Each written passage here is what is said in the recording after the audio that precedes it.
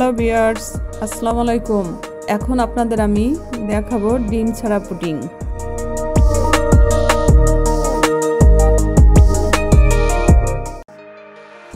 Pudding তৈরিতে যা যা লাগবে: অরেঞ্জ জুস, চিনি, রুয়াবজা, সুজি আর নারিকেলের গুঁড়া। নারিকেলের গুঁড়াটা আমি একটা নারিকেলের অর্ধেক ভেজে নিয়েছি। আর লাগবে ঘি। আর নারকেলের গুঁড়াটা আপনার কোরানো নারকেল আমার ফ্রিজে ছিল, ওটা বের করে আমি কিছুটা সময় রেখে দিয়ে পরে ওটা আপনার শুকনা টেলে নেওয়া লাগে আস্তে আস্তে, আপনার ওইভাবে টেলে নিয়েছি, আপনার মচমচা হয়ে গেছে। এখন আমি এটা সার্ভ করার জন্য যে ডিশটা, সেই ডিশে আমি একটু ঘি ব্রাশ করে নিলাম। অরেঞ্জ জুসটা দিয়ে দিলাম। আমি 2 কাপ অরেঞ্জ জুস নিয়েছি, 1 কাপ চিনি আর 1 টেবিল চামচ রুয়াবজা নিয়েছি, 2 টেবিল চামচ সুজি নিয়েছি। সুজিটা আমি 1 টেবিল চামচ পানি দিয়ে গুলিয়ে নিয়েছি। এটা সুজিটা দিয়ে দিলাম।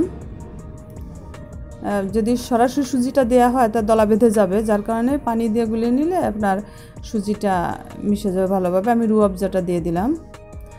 আর রুয়াবজাটা জাস্ট কালারের জন্য, এটা আপনারা দিতেও পারেন নাও দিতে পারেন, ইচ্ছা। আমি কালারের জন্য এবং একটা ফ্লেভারের জন্য। এবং দিতে হবে 1 টেবিল চামচ ঘি, এবং 1 টেবিল চামচ ঘি যে আমি দিয়েছি এটাও অপশনাল, দিতে পারেন না দিতে পারেন। দিলে একটা ফ্লেভার এবং কাটতে জিনিসটা সুবিধা হবে। হয়ে গেছে আমার পুডিং। এখন আমি ডিশে ঢেলে ফেললাম এবং ঢেলে ওটা আপনার নর্মাল রেফ্রিজারেটরে আপনার 2 থেকে 3 ঘন্টা রাখা লাগবে। রাখার পরে আপনার এই শেপে চলে আসবে। এখন আমি কেটে নিলাম। এখন এটা আপনার নারকেলের গুঁড়াটা দিয়ে আমি গার্নিশ করে নিব। হয়ে গেছে আমার গার্নিশ করা, এবং সবগুলো একে একে আমি এইভাবে আপনার নারকেলের গুঁড়াটা দিয়ে গার্নিশ করব।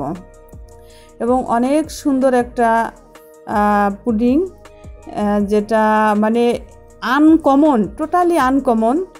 এখন এরকম আপনার কোনো ইউটিউবে কেউ করছে কিনা আমি জানি না, আপনারা অবশ্যই ট্রাই করবেন। অরেঞ্জ টক মিষ্টি এবং একটা অরেঞ্জের ফ্লেভার, সাথে আপনার রুয়াবজার একটা ফ্লেভার, সুজি একটা দানা দানা, অন্যরকম একটা পুডিং তৈরি হয়েছে। আপনারা অবশ্যই করে দেখবেন যে কেমন হলো।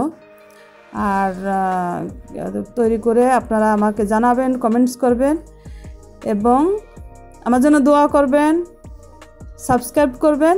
আল্লাহ হাফেজ।